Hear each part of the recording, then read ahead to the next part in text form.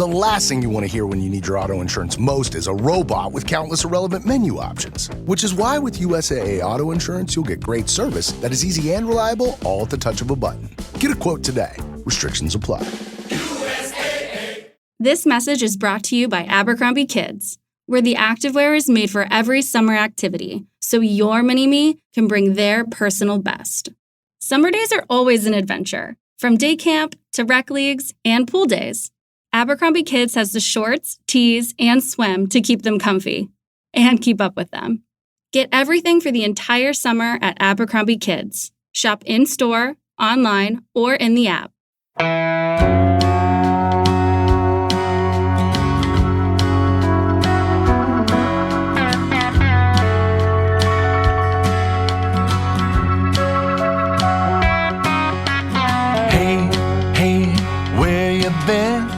Buckeye Talk is about to begin. Hey, hey, hey, come on in.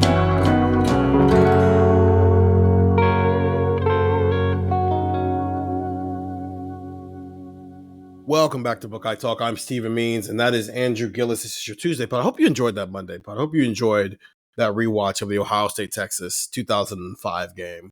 We're going to do the other three games in the coming weeks, but we're going to take a quick pause for it so we can do our State of the Program series over the next 2 weeks. We'll start with quarterbacks on Monday and then defensive line the following Monday with all the other positions sprinkled in as well. But we're still wrapping up some recruiting talk. We've done a lot of these conversations already. If you go check out our YouTube channel, literally youtube.com/Buckeye Talk Podcast, and you can find all of our videos for all these things. When a lot of news things happen, that's typically what we do because we try to keep this from just being a news pod and more of a, conversation.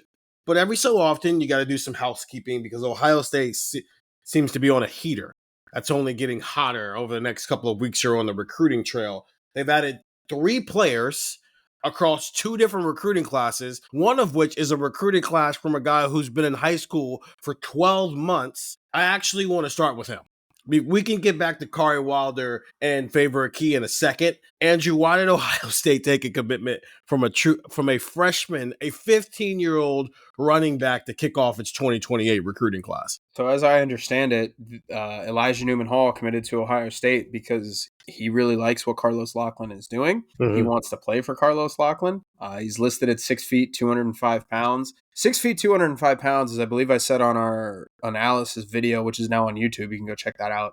That's not just big and a good size for college. Like, we're going to talk about somebody else, Favor Key, who's listed at 6 feet, 190. Now, obviously, 6 feet, 190, maybe when you're 17 years old, a little bit different than when you're 15 years old. So, you might feel a little bit better about that as an older prospect, but he's physically ready to go. This is somebody that plays both sides of the ball down in Florida. He attends Blake High School. Ohio State took him because he wanted to commit and he felt comfortable with Carlos Lachlan and liked the way that Carlos Lachlan coached. Like, one of the things that I know was you look at that drill that was happening where, you run through the bags and, 1 foot in, then 2 foot in, and then you're shuffling through it and things like that. Lachlan was really, really on this, like on all of them, but Elijah specifically about, where to hold the football when you're going through the drill and not, looking away from the bag or not,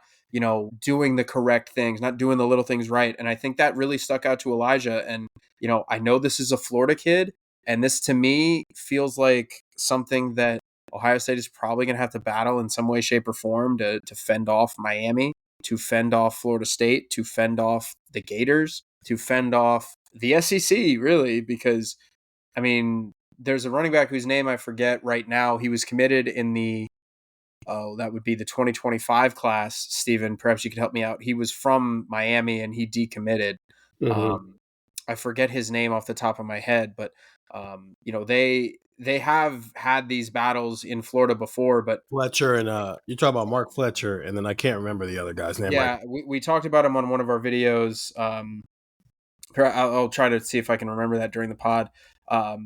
But yeah, they really liked him, and this is a kid that, again, Ohio State probably knew what they were getting into when they took his commitment this early, and they did, and that is something that I think we're going to have to see play out over these next couple of years. But I would not be surprised if you look at this recruitment in, oh boy, 2 years, whenever the 2028 class gets really solidified. Because again, we joked about this. We talked about this on our video. He doesn't have a 247 page. I can't Well, tell. He's got one now. Oh, he's got one now. Yeah, So okay, so they just did it, but like, yeah, like I wrote or I talked about this on our pod. I would have loved to have told people what his composite ranking was, which is our ranking that we use, the 247 Sports Composite, and I couldn't because there was no ranking for that. So this is an interesting commitment, but Ohio State very clearly feels that this is going to be a high level football player. Ohio State very clearly feels that this is a kid that is going to really kind of start to shine in his final 3 years of high school football. And I think we'll see. I think this is an interesting one, but one that Ohio State certainly feels pretty good at. Jordan Lyle, that is his name. Yeah, Jordan Lyle, the running back from St. Thomas Aquinas down in Fort Lauderdale. But yep, Elijah Newman Hall, really good football player, and I think there's a lot of room to grow for him too. You don't take a guy this early unless you think you're about to build your entire room around him and you think he's Travion Henderson, aka Dobbins level, day one, 2028. This guy might be your starting running back situation. And obviously, the way that Carlos Lockton runs things, being the starting running back doesn't mean you're going to get the ball 250 times. It means you might get the ball 175 times. And then the guy that you're paired with might get it 145 times. And then another guy you guys are paired with might get it 60 times. But I do wonder, obviously, it's 2028, so a lot can happen. Who says Carlos Loughlin's still going to be in Columbus in 2028? But right now, it does seem like Carlos Loughlin's like, no, that's my guy in 2028. And I'm not going to mess around with it. We're not going to do this thing of I offer you, let's get to know each other. No, I want you to be my running back in 2028. Now, will there be another one of you in 2028? I guess we'll find out. Will you be following a class that had 2 or 3 guys? I guess we'll find out. But you, sir, Elijah Newman Hall, you are a Buckeye. And Elijah went, that sounds good to me, Locke. I'm all in. I know his family really liked Ohio State and they really liked Lachlan. And as I understand, as that commitment went, it was basically, look, this is exactly what I'm looking for. Mm-hmm. And that's the way that turned out. And, as crazy as this sounds, like, just to put this in perspective, I believe I said this also on our YouTube page, Ohio State just took a kid who will be playing football at Ohio State for the first time in an election year. And we just had one. We just had a presidential election. And now this kid is going to be, like, think about how long a presidential term is. And that is what's going to happen. And, one of the things that we're going to talk about here in probably 2 seconds is the 2026 room and how things are going to evolve in the future. Ohio State needs multiple backs.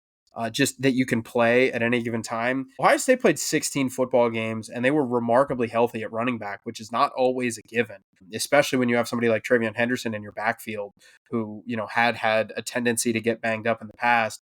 Quinshon Judkins had 210 plus carries or 210 plus touches. Travion Henderson had 160, 70 touches. And then you go to James Peoples, and James Peoples had about, I think, 50 touches on the nose. That's probably what you want in a room, not just because you have so much talent in that room and not just because you want to divvy up the talent, but because that is the way that things are going. Not saying every situation has to be maybe what the Lions do in the NFL, where it's so laid out perfectly, where you have David Montgomery and Jahmyr Gibbs, but that is the model, I think, that teams are going to start to try to follow, and that is what running backs want.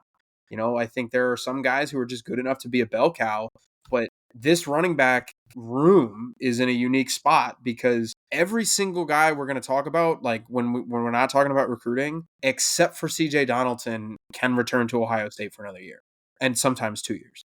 James Peoples could run for 2,400 yards and be one of the greatest seasons in Ohio State running back history. He has to come back in 2026. They just brought in 3 freshmen in the room, in Turbo Rogers, Isaiah West, and Bo Jackson. They are going to be on campus for at least 3 years. Sam Williams-Dixon is now in his second year as well. Then you have, obviously, Favor Akey, and maybe that's a good segue into him. this room is very, very talented, but what this does is this kind of guarantees the longevity of it when you have somebody who is probably going to be a 5-star talent and is somebody that is going to be one of the better running backs in the country, if not the best running back in the country in the 2028. Yeah, Elijah Newman seems more like the day one. This guy's going to be on the field. Mm-hmm. While Favor Key maybe more of the Sam Williams-Dixon approach to things. Like if you had, you've got, well, James Peoples didn't play because of what was in front of him. I think if James Peoples would have been asked to play last year, he'd have been able to play last year. Yes. So you've got the James Peoples, Bo Jackson, Elijah Newman Hall category. And then you've got the Sam Williams-Dixon, Favor Key, Isaiah West, Turbo Rogers category of guys where it's like, okay, if you don't play year one, it's fine because it's more about physical development, football development, and then in year two, put yourself in a position to maybe you have a bigger role. Is that the right evaluation for how to talk about Favor Key, where maybe not 2026, but if in 2027, maybe he's in a position where he can start to push for real playing time? Yeah, I think that is exactly the way to talk about it because let's just go to this room. James Peoples, Bo Jackson, Isaiah Rogers, Turbo West, I did it. Isaiah West, Turbo Rogers, Sam Williams-Dixon. You've got 5 guys and all of them can return. CJ Donaldson is going to be gone after this year. So those are 5 guys ahead of him that Favor Key is going to have to kind of climb the ladder on. And not only that, Sam Williams-Dixon, James Peoples are going to have 2 years on him. And James Peoples is going to be, I think, this team's number 1 running back, even if it is more of a split where you start to see maybe like 60-40, even something like that. Like James Peoples, I feel very confident is going to be the guy who takes the first snap of the season. Like, coaches can say there's no starter at the position. Somebody's got to start. Like you can say there's no starter at the position. I always laugh at that. And this isn't an Ohio State point of opinion or anything like that. This is just, you see this a lot with quarterback. Oh, we don't have a starter right now, but he's going to take the first snap. Well, by definition, that means that guy's the starter. So James Peoples is going to be back, and it's just, is he going to be able to climb the ladder over third-year James Peoples, second-year Bo Jackson, second-year Turbo Rogers, second-year Isaiah West, third-year Sam Williams-Dixon? Frankly, I don't think so. And Favor Key is somebody that I know Ohio State really likes. And in talking with people like around the program this kind of week, and I guess week or two with camps going on, it would not stun me if Favor Key is the only running back that Ohio State takes in the 2026 class. It seemed like 2 was going to be the option where, Carson Baker was in the conversation for a little while. He had an OV, which he canceled. Then you had Savion Hyder and Derek Cooper. Those are 2 5-star players that Ohio State is obviously interested in. They had Cooper. They're about to have Hyder on an OV. We'll see how those go. But if Favor Key is the lone running back in the class, I don't think that that's necessarily a huge issue. And I think, frankly, Ohio State's comfortable with that. And Ohio State's fine with that. Not just because you have a great running back in Favor Key or somebody that they like long term. One, you're not really going to have a lot of playing time available for the 2026 season with all the guys that I mentioned. And 2, they took 3 in 25. So you're not exactly hurting numbers wise. And then I guess if you want to put, even maybe a little bit further, I know there are players that people in that program really, really like in the 2027 class. Some of them will be on campus as you're listening to this podcast for a Tuesday camp, the last of Ohio State's one-day camps, probably the biggest, most star-powered day of those camps. So I think Favor Key is one of those guys where they really like him. I went out to Delaware right after he committed. I talked to his coach, and one of the things that he told me was Favor will play anywhere they ask him. Favor to me feels like a guy who year one is not going to be in the backfield. He's probably just saying, how can I get on the field? I'll play special teams. I'll do this. I'll do that. Whatever Favor has to do to get on the field, that sounds to me like what's going to happen. So yeah, I know Ohio State really likes Favor Key, and it's not an indictment on Favor Key that he didn't, or that I don't think he's going to contend for a significant playing spot without some serious injuries ahead of him. I just think that when you talk about the room is going to be in such a good place and such a talented place that you go, oh, well, We don't really need him year one. We can develop him year one, and then after James Peoples leaves, and Sam Williams-Dixon will be at his third year. Maybe he's still with the program. You're gonna have Bo Jackson and Turbo Rogers and Isaiah West, and then I think those guys going into their third year with Favor going into his second. That to me is the year where maybe you see Favor compete for third or fourth touches, and then going into his third year, I think you're going to feel really good about him. Are you telling me and our listeners and our texters 614-350-3315 that Ohio State, and I think you had that wrong, like Hyder was the one who visited early.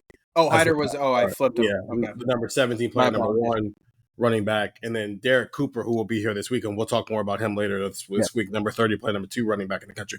You're telling me Carlos Lachlan is going to get official visits from the top 2 running backs in the country, and more likely than not, end up with neither. Yes. And there is a world that exists where Favor Key is the only running back in this class as a number 167 player, number 14 running back in the country. And it's okay. Like, it's okay. Yeah. I think that sounds insane, but I think it is true. Is that because what he did last cycle? Yes.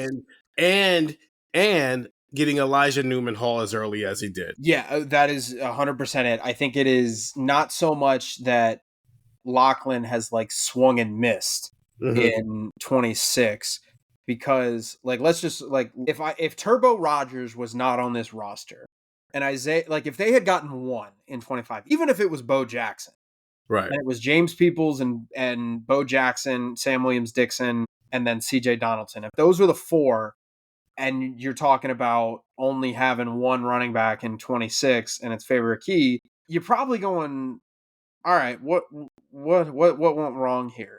But the way that the room is set up, even it like Savion Hyder's a good football player and Derek Cooper's a good football player. And I know that they do like him, and I know that they would be very, very happy if they did commit to Ohio State. But if one of those guys committed to Ohio State, I'll put it like this. If one of them committed to Ohio State and they show up in 2026, day 1, I don't think they're going to be better than James Peoples day 1. I don't think they're going to be better than Bo Jackson day 1 at this point from what we've seen. And Stephen, I know you've heard this as well from people inside the building about what Bo Jackson can be. I think you might have tweeted something out about this. It's like, yeah, you should buy Bo Jackson stock. Yeah, buy Bo Jackson stock. Like, I don't think Hyder or Cooper would come in and immediately be this, hey, he's going to take the second slot in that backfield, right? He's the 1B. He's and all due respect to Travion Henderson, who was the number 38 player in the draft, he did have less touches than Quinshon Judkins. So if you want to say, okay, well, Quinshon was the guy who got the majority of the touches. Travion, you have the next guy. I don't even think they're filling that Travion role. So I think that is why it's okay. If you didn't have the numbers in 25 and you didn't have a kid already committed in 28 and some really good options in 27, then I think we're at a problem. I don't think we're there yet. So, this is one of those things where we'll keep an eye on it. We'll see how it plays out. And, maybe Favor Key doesn't pan out at Ohio State and, Derek Cooper turns into a stud and you start to think, oh, well, maybe they should have pushed harder for Cooper. So I don't know. Yeah, but like that's always hindsight, right? Exactly. I don't think in 2020. Like once a player is good, it's like, oh, you should have ended up with that player. It's like, okay, sure. Right. I don't think, because that's not what we did with the offensive line, right? We're not looking back and seeing that Caden Proctor's a starter at Alabama and going, see, you should have ended up with Caden Proctor. We're saying you should have ended up with Caden Proctor because you didn't get anybody else. And the other thing, too, is that this isn't a conversation about receiver, because think about that, like, Buckeye Talk listener, John Doe, Jane Doe, whoever you are, think to yourself, all right, I'm going to create Ohio State's offense. And Ryan Day, I'm going to get a presentation of why he should listen to me. And I'm going to tell him how to run the Ohio State offense. Walk into Ryan Day's office, tell him that you should have 2 running backs on the field and take off a receiver, and see how long it takes for Ryan Day to start laughing. No. You don't take the receiver off. You take the tight end off? The tight end off. So you run three receiver, 2 running back sets? I'm not seeing the problem here. I don't understand what you're trying to say to me here. So the interesting thing about that is it is an interesting concept, but you can really only get like 3 running backs touches in a game scenario comfortably, and that is if you are aggressively rotating. That is if you are really rotating heavy. Georgia does that. Georgia Georgia does do that, but like I would bet you for Stephen. All right, over under 2.5 touches for Bo Jackson against Texas. I don't know. That feels to me like TJ Donaldson, James Peoples game, and you rely on him heavy. I mean, maybe because you maybe just don't want to throw a true freshman into that situation if you don't have to. But I mean, we're going to do market down Mondays, and I think that's going to end up being one of them. Is how many the difference, what the third most running back touches is going to be this year. Yeah, I think the other element to this, and obviously this is not something that it's still fresh, right? July 1st hasn't necessarily got here yet, but you have to think about that now. The financial implications of some of this stuff, like you're trying to fit things under a cap. I'm sure that Ryan Day and Mark Pantoni have had conversations about, okay, this is going to be our cap this is the cap for the team in 2026. Here's the cap for like the recruiting class of 2026.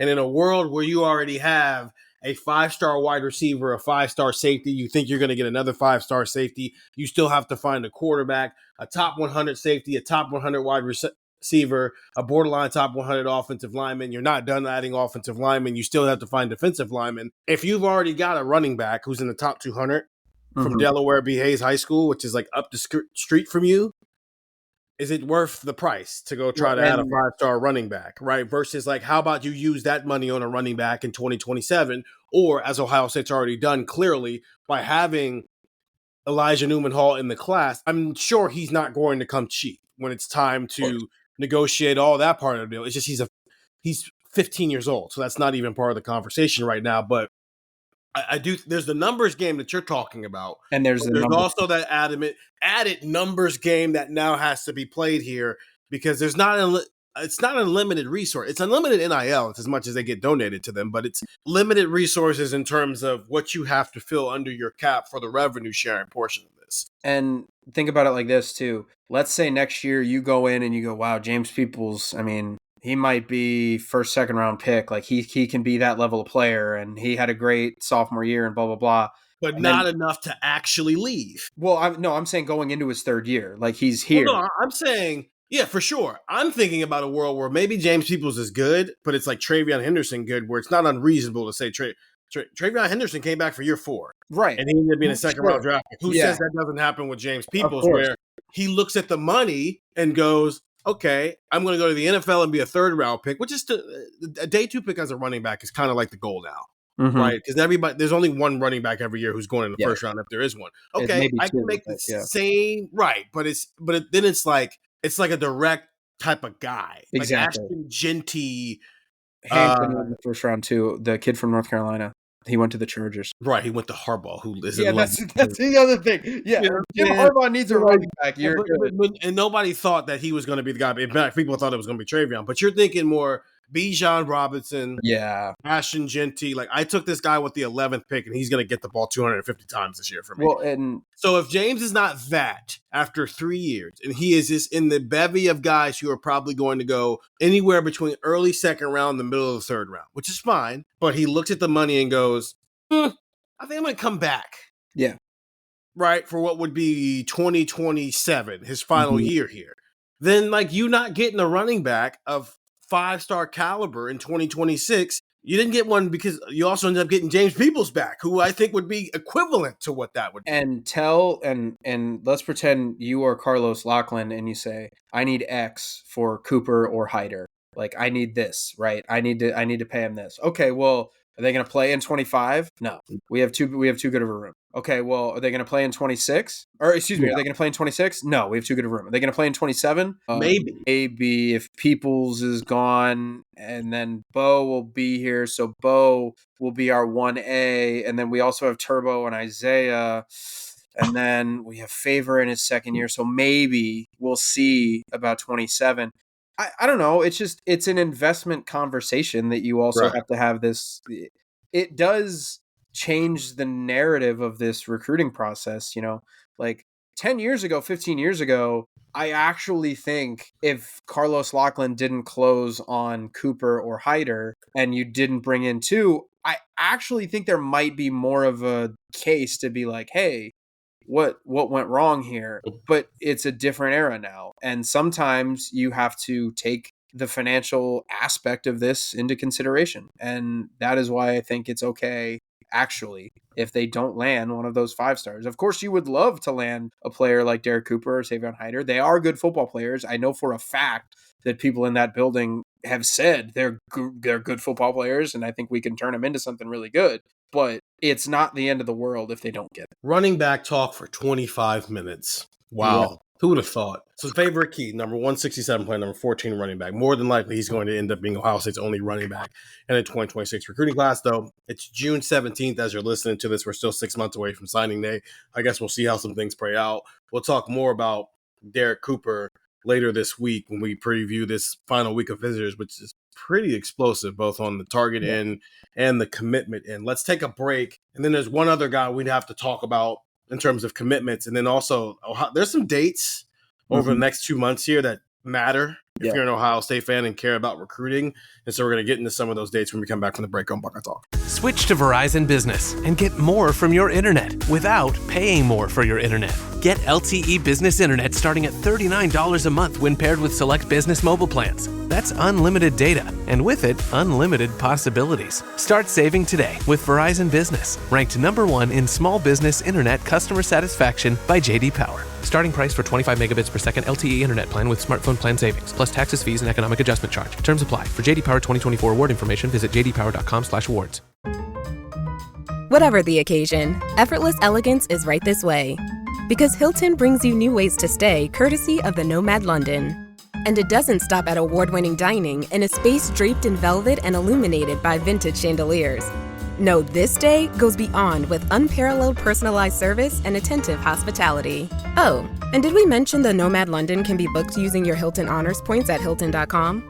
Hilton, for the stay.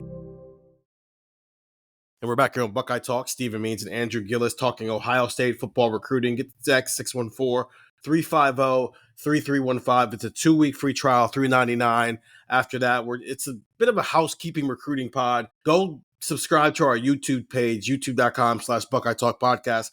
We do when new stuff happens, we typically do more video things than podcasts, unless it rises to the occasion of it's an emergency pod. We try to keep that stuff on YouTube and save the podcast for maybe more in-depth conversations. But we did need to maybe do some housekeeping because there's a lot happening on the recruiting trail for Ohio State. Most recently for his 2026 recruiting class, Kari Wilder from Gardena, California, the number 241 player, number 23 edge rusher, got Larry Johnson on the board. The way we talked about him, Andrew, in our video, it seemed like he's more of a defensive tackle. So he's 260 right now, but let's assume he's going to put on more weight. Is that the right way to view him? He's in the mold of Draymond Jones, Jayshon Cornell, Dominic Kirks, Houston of maybe he's going to start on the edge, but at some point he's going to end up maybe moving to 3-tech. I think that is possible. I think, if you were a genie from the future and you said, "Hi, I'm from 2027 and Kari Wilder is a defensive end," I would say, okay, that makes sense. If you were to say Kari Wilder is a 3-tech defensive tackle, I would say, okay, that makes sense. I watched a little bit more of his film and I watched more of his highlight tapes and things like that. Versatile is probably the biggest thing. Great wingspan, great pass rush ability. This is something this is maybe corny and cliche, but high motor. He is one of those guys where it's just flat out nonstop, all gas, no brakes. That's the type of player that I know fans love. That's the type of player that's always fun to watch. So to me, when you watch Kari Wilder, you see a versatile guy, and I'm interested to hear kind of how Ohio State views him as we get kind of deeper into this class. And I think we'll kind of have a better idea maybe of who they're able to bring in these next couple of months. For this 2026 recruiting class, because this is a rare player to where you, I think, can build him into whatever is needed. Again, it would not shock me if he's a 3-tech defensive tackle. It would not in a 4-down front. It would not shock me if he stays with a hand in the dirt and is an edge rusher at the college level. It would not shock me if he's best at playing 3-down linemen as a defensive end where he's playing as like a 5 technique, where he's playing over the tackle and there's an outside backer on the edge. I know Matt Patricia has talked about an NFL scheme and an NFL future and things like that. So, you got to remember, again, like we can keep talking about Larry Johnson and how long he's going to be here, because that's just going to be a question for a long time. But, if Kari Wilder is here for 26, 27, 28, 29, is Larry Johnson still his defensive line coach in 2029? I don't know, but we'll see. So that's the interesting part of defensive line recruiting right now. But versatility is the number one thing that I like.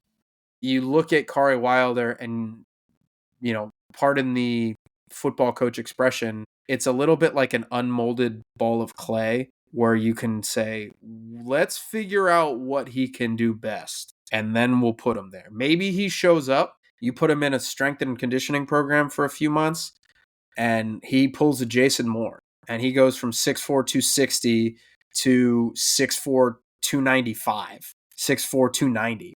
And then all of a sudden, you're saying, well, we have Edric Houston there, but maybe in 2027, Kari Wilder is somebody that is competing for reps as our 3-tech. You could convince me that he's an edge rusher. It's just wherever his body takes him, I think he will be okay because of that. So there's a lot of exciting possibilities when you talk. In 2025, Ohio State brought in Zion Grady. He was the lone top 100 recruit. He was number 81 overall. They brought in Maxwell Roy. They brought in Epi Satanale. They brought in Jarquez Carter. Mm-hmm. And I think I'm forgetting somebody. Trajan Odom.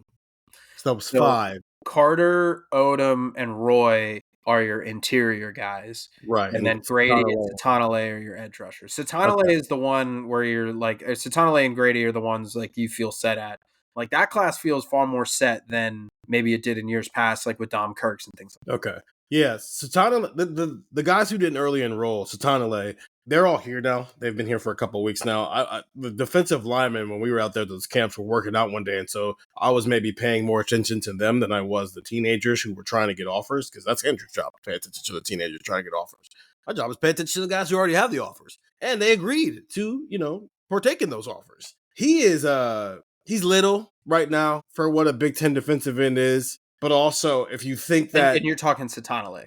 Yeah, Satanale. Yeah. But it's also, again, you're comparing him to Kenyatta Jackson, Bo Atkinson, Caden Curry, who have been around for a little bit, right? Versus Satanale, who just got here 3 weeks ago, and Vic is just now getting his hands on him. He's little, but he also, if you think Matt Patricia is in the beginning stages of maybe a scheme shift overall, and maybe by the time Satanale is playing meaningful snaps for you, which will maybe be at earliest next year, he's more of a outside linebacker rush end than he is a hand in the dirt traditional 4-down lineman end, then he's not little anymore. But also he's 18 years old. So he's going to have some physical transformations over the next year. But him, Caden Curry, and CJ Hicks look like a certain style of edge rusher. I'm going to get after the passer. While Kenyatta Jackson looks like he can be both. Bo Atkinson is a very large human being, but he looks like he can be a little bit of both. It does seem like they're moving away from I'm just going to set the edge and stop the run defensive ends, and it's more of guys who can get after the passer. And I'm not saying that they can't stop the run on the outside. I don't think stretch plays are going to be Ohio State's issue this year in terms of stopping the run. It's going to be the inside zone stuff. It'll be an issue stopping the run. But to get back to the point I'm making, they took 5 last year. They only have 1 right now. Mm-hmm. And I don't think that's as alarming as it maybe was a couple of weeks ago. Now that official visits are happening, It does seem like the defensive line is starting to build momentum, even if nothing's popped yet. How many do they need to have if they're going to essentially pair? We're essentially going to live in a world where one day Ohio State's defensive line is going to be its 2025 and 2026 recruiting classes. So if you took 5 in 2025, how many do you need in 2026 that would make you feel comfortable? And this was a successful class from a number standpoint. You need 4. Okay. I think 5 might be better. But I think you bare minimum need to come out with 4, because I've mentioned this before. Caden Curry, CJ Hicks are entering their final years of eligibility, and they're going to be gone. And Kenyatta Jackson is a redshirt junior. He has the ability to leave. And Bo Atkinson is a redshirt junior, and he has the ability to leave. Logan George is a third-year player. We'll see how he plays. Cade McDonald, third-year player. Like, the only starter that you are guaranteed, or like, of those guys that I just listed, Curry, Hicks, Atkinson, Jackson, all those guys might be gone at edge. Cade McDonald is entering his third year. He might be gone. I mean, he would, I think, need to have a really good year for him to find that, worth it for him to leave. I mean, I think you need to be talking first, second round pick, which I don't know if he'll get there, but Edric Houston is the only guy that you're going to talk about that is going to be back in this room. And Ryan Day pretty much spent the entire spring and into the early parts of summer going, we need help on our defensive line, and we're going to evaluate everything that we need to evaluate, which is Ryan Day speak for. We are actively looking for either one of you guys on the defensive line, specifically defensive tackle, to play like you deserve playing time, and B, we are actively looking for help on the defensive tackle spot. So I think you need 4. You have to come out of this with 4, and preferably you come out of this with 2 edges and 2 interior guys, because you had 3 in last year's class. But, even if you have Cade McDonald and Edric Houston back, you still need somebody to step up in the middle, whether that's Jason Moore, whether that's Will Smith Jr., whether that's Eric Mensah, who will be entering his third year next year, Jarquez Carter, Trajan Odom, Maxwell Roy. One of those guys has got to take a step forward. Edge rusher, like, you could convince me maybe you take 3 edge rushers this class and 1 interior guy, because you're going to lose a lot. Like, Logan George, we don't know. Like, he's an FCS transfer, and you're asking him to be a contributor. And look, Steven, we liked him in the spring, I thought. Yeah. Is he a number 1 or number 2 starting edge rusher? Probably not. And, like, again, maybe we're wrong, and maybe people can remember this podcast and say, hey, Andrew, remember when you said that dumb thing? Because look at Logan George. He's a second-team All-Big Ten player. Okay, great. Happy for him. I was wrong. But I don't know if you're there yet. And then what do you have behind him? You need Zion Grady, or maybe does Dom Kirk stick at defensive end? I don't know. Doesn't sound like that's the plan.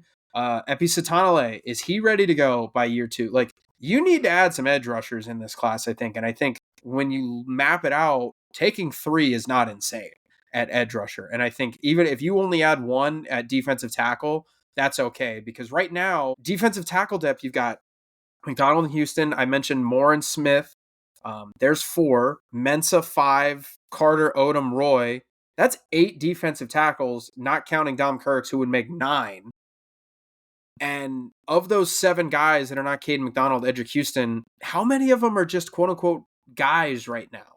You don't need so much bodies as you need playable bodies. So I think actually edge rusher is where this team needs help. And frankly, adding 3 at edge and then maybe 1 on the interior is not all that insane. Okay. We went 25 minutes on the running backs, and we went 13 minutes on the defensive line. Let's take a final break, because we got to pay bills. So that's why the breaks have to be there. I have to be better at finding ways to get 2 breaks into every show. We should just do that thing that podcasts do, where they're just like, yeah, I was pretty tired out at the camps today. And if you're tired, here's how you can. They just they seamlessly put it into the podcast. We make it as a part of the recruiting stuff. Well, little do you know that does happen during the season. Yeah. I'm the one who's doing those reads. It's fine. No, it's fine. I just have to be better at that. And the reason why I have to be better at that is because I try to get 4 ads in. And if not, you're going to hear back to back ads. And I hate that. I hate when YouTube makes me do that. Mm-hmm. So I'm not going to do it to people. So let's take our final break. And then I want to hit some important dates, one of which is 2 days from now. But there's some throughout the summer that fans need to continue to keep an eye on, because they're important to Ohio State's 2026 recruiting class here on Buckeye Talk. Is anyone out there? Another salesperson enduring the endless search. Exhausting.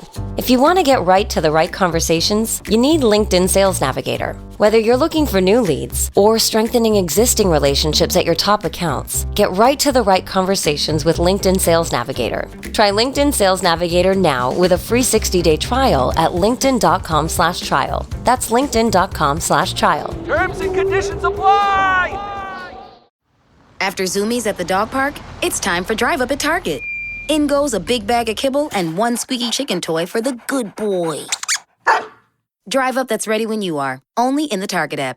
Just tap Target. And we're back here on Buckeye Talk. Stephen Means and Andrew Gillis talking Ohio State recruiting. Stefan's on vacation. He'll be back.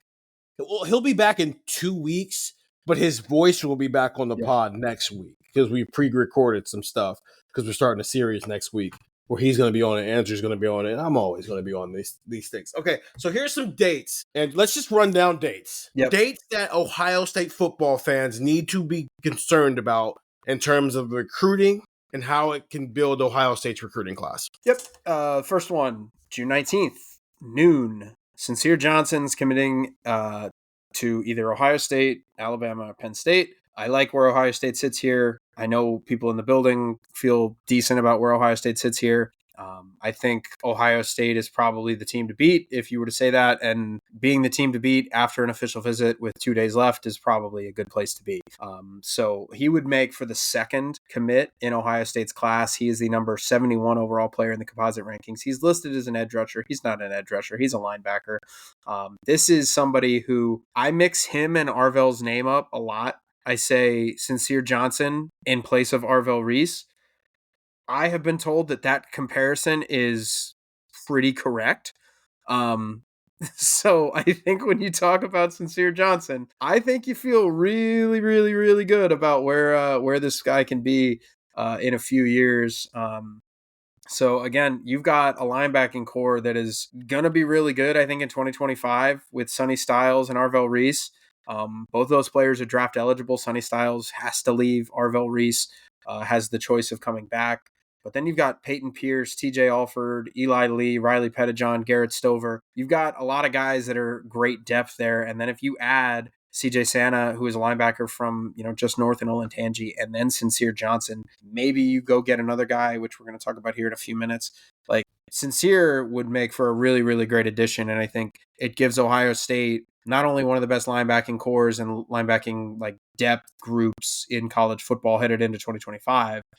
I think it pretty much solidifies that you're going to have some of the most talented linebackers in the country for the foreseeable future. So June 19th is up first. Andrew will be there up in Cleveland because we're cleveland.com. Of course, we're going to be there. 614-350-3315 for the number 71 player and the number 8 linebacker edge rusher. Well, maybe outside linebacker. I don't know. Maybe Ohio State turn to 3-4 by the time he gets here. Who knows? Okay, that's date number 1. What's the next upcoming date people need to care about? Yeah, June 26th, Max Sutter. He is a tight end that is going to commit to either Alabama, Ohio State, Ole Miss, or Illinois. As you were listening to this podcast, he does have an Alabama OV. Those are his final 4. I think this one's interesting because Ohio State already has a tight end commit in the 2026 class in Corbin Fordham. He is a little bit different of a body type. Like Max Sutter is listed at 6'5", 230 pounds. He looks bigger than that to me. He probably looks like 6'6". This is somebody. Is he more is Fordham, Max Clare, Sutter, Kazmarek in terms of how Ohio State pairs its tight ends together? I think that's probably correct. I think he is definitely more in terms of your receiving threat. Yeah, that to me is probably the way to go about it. I wouldn't compare them necessarily stylistically, just because I think Max Sutter is like a bigger, kind of rangier kind of guy. I think he people think of tight ends and I think he is definitely a more old school tight end. Like maybe not, old school as in 1980s tight end, maybe old school as in like 2010s tight end, which is just a big, lanky, athletic kid that can go up and catch the football. Whereas now, I mean, you see like Brock Bowers and, these 6'3", 6'4" tight ends that are just, really, really good. Max Sutter doesn't really fit that, but yeah, he's going to choose between one of those 4 schools. We'll see how that one goes. As I understand it, that is really one of the only places that Ohio State has like really put in a lot of effort at tight end. So we'll see where that goes. But again, they already have one in the class. So that will be the 26th of June. So keep an eye out for that. He is going to commit. He's from Dunlap, Illinois. And is the next one 3 days after that with this 5-star linebacker out of Georgia? Yeah, we'll see how this one goes. I would not anticipate it going Ohio State's favor. Xavier Griffin, 5-star player, number 27 player in the class, number 2 linebacker. He's going to choose between Alabama, Texas, Florida State. I know he really liked his Ohio State visit. He was once a USC commit, decommitted, scheduled Ohio State immediately. They were his first visit afterwards in a series of visits. I know that he liked that visit. It sounds like Ohio State is not in the lead right now for him. It sounds like it's going to be Alabama, if I had to guess. But I know Texas is kind of hanging around there, and they would love to snag him in that class. So again, this is a great football player, and this is somebody that you can look at and see a guy who's you could play him at linebacker, you could probably play him at edge rusher. Tyler Atkinson is like that as well, the 5-star linebacker out of Georgia. We'll see. He's got an interesting kind of recruitment going on where he announces his official visits himself, like the week of. Yeah. So he has not really talked about that. So we'll see if Ohio State can get him on campus, but Xavier Griffin's a good football player, and I know Ohio State would certainly benefit from having him. I just don't think it's going to happen for Ohio State in this class. I would assume maybe we find out about Tyler Atkinson like Thursday or Wednesday or something like that. If that's going to be it would not surprise me. He tweets out on Thursday, "I will be at Ohio State this weekend," and then he has his own hashtag, the Act It Up thing. ATKN up. Yeah. So back in, I think it was 2022, he camped. He was at Ohio State's first camp.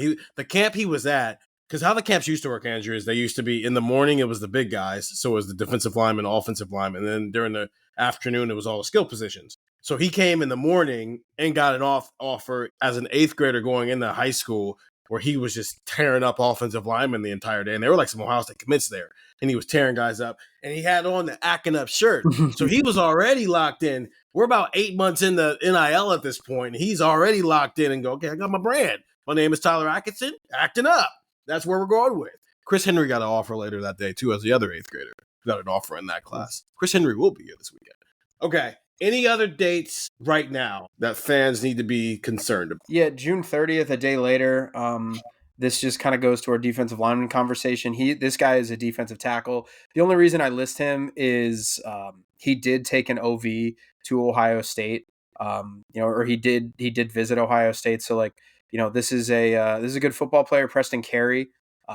Defensive tackle, he goes to IMG. I think Florida is going to win that battle. Everything I've kind of heard and read about from the Florida perspective, because that's the unique thing about recruiting that I think maybe people should probably be aware of. It's that at Ohio State you might hear this guy had a great visit, and then you got to kind of stay in tune to how other visits go, because they're 16, 17-year-old kids.